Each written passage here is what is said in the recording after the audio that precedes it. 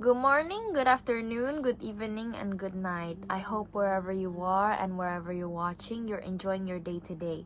Today, me and my colleague will be presenting about Indonesia's economic growth and what can be improved. I hope you all can listen carefully to our presentation, and I hope you all can gain one or two knowledge from this presentation. Before I start this presentation, I would like to introduce myself. My name is Naura Riantsa Tsaniyah and my colleague is Putri Adawiya. Firstly, I would like to talk about the introduction of Indonesia. Indonesia is the largest country in Southeast Asia with over more than 270 million people spread across thousands of islands. Indonesia is a nation with rich resources, but for many years, Indonesia remained the world's largest invisible economy and full of obscurity. The economy is driven by informal economic activities, traceable transaction, unbankable merchant, and completely unclear. Indonesia itself has enjoyed economic growth since 1980s, but since 1997, Asia unexpectedly had a financial crisis. So Indonesia had to temper down its economic growth. This financial crisis made a political turmoil and the structure of the state reformed. In the recent decades, Indonesia has successfully attained global attention after the midst of crisis. Indonesia successfully drove its economy into a highly successful industrial rising powerhouse.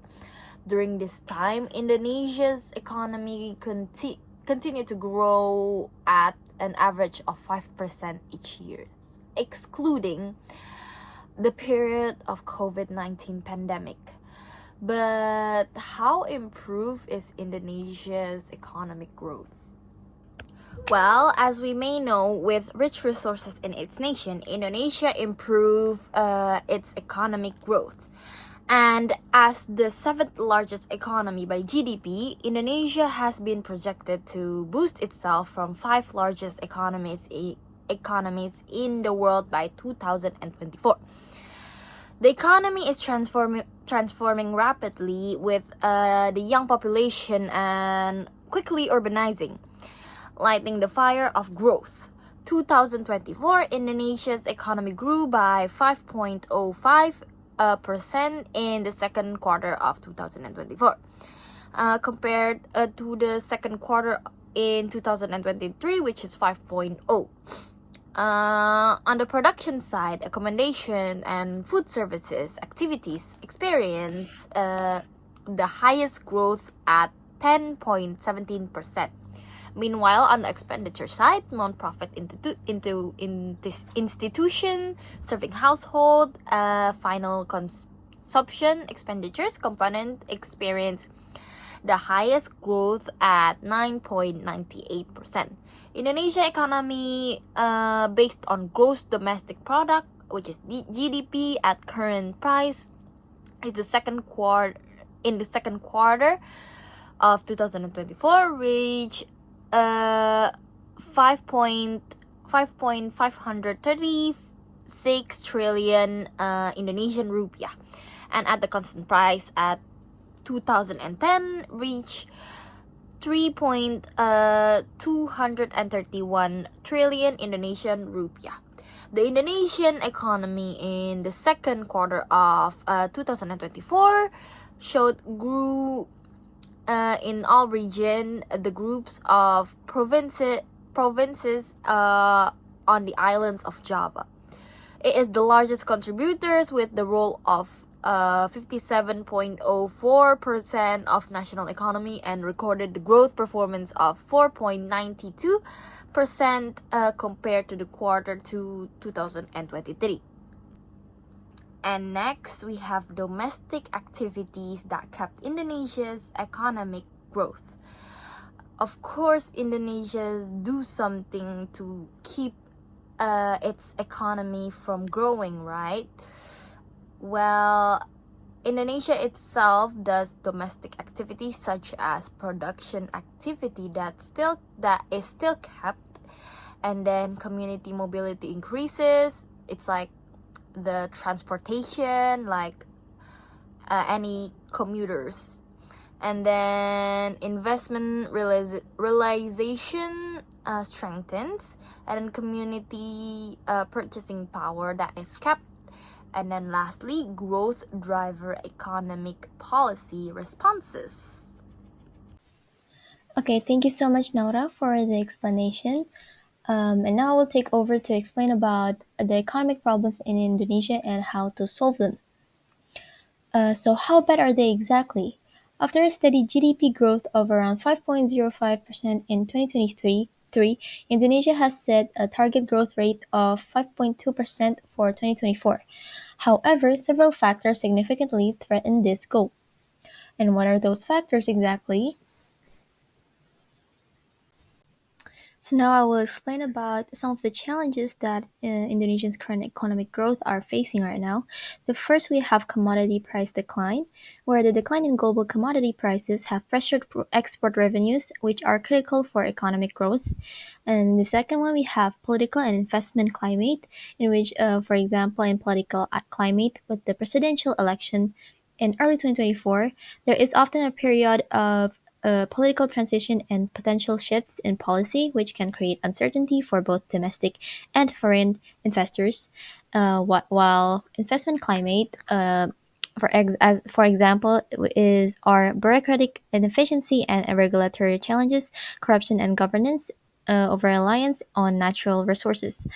Third, we have high inflation and consumption, where while inflation has reduced, high living costs and inflationary pressures, particularly on food and energy, still impact household consumption. And fourth, we have infrastructure gaps, such as infrastructure deficits, especially in transportation and logistics, affects business efficiency and raises the cost of goods and services, particularly in remote areas. And fifth, we have high youth unemployment and underemployment, uh, where unemployment among youth aged 15 until 24 is notably higher than the general adult population, with the rate reaching around 19.4% compared to the national average of 5.3%.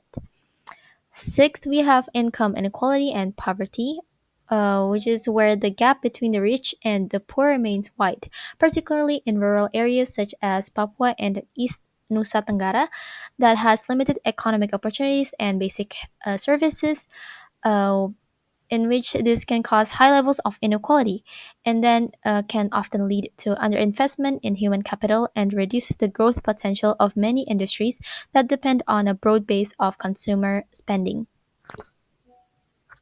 So now we have the possible improvement that we could implement to deal with the challenges. The first one, for commodity price decline, we can try diversifying the economy by investing in manufacturing, tourism, and technology sectors. For for political and investment climate, we and the government especially can have well implemented reforms and an emphasis on transparency and consistency. For the third, as for high inflation and consumption, we can try strengthen the supply chain and increase food security, monetary and fiscal policy coordination, social protection programs, etc. Next, as for infrastructure gaps, the government may accelerate investment in infrastructure projects such as roads, ports, airports through public private partnerships and foreign direct investment or FDI. And then to overcome high youth unemployment and underemployment, the government can expand vocational training, improving educational quality, and aligning curricula with industry needs. And lastly, to solve income inequality and poverty, the government may expand access to quality education, healthcare, and financial services. Okay, so now the question is there anything that we students can do to help? Well, yes, of course, because students in Indonesia play a key role in improving the country's economic growth rate. Students may focus on education, innovation, sustainability, digital transformation, and civic engagement, and by especially studying and excelling in fields such as technology, engineering, and entrepreneurship, us students can prepare ourselves to join industries that are critical for future economic growth. To conclude, Indonesia's economy in 2024 faces a mix of challenges and opportunities. But despite so, continued investment in both the physical and human capital infrastructure is essential for reforming the economy into a more competitive and sustainable powerhouse in Southeast Asia.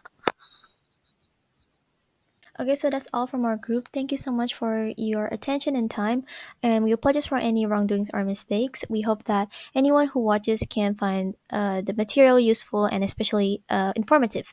Thank you so much, and goodbye.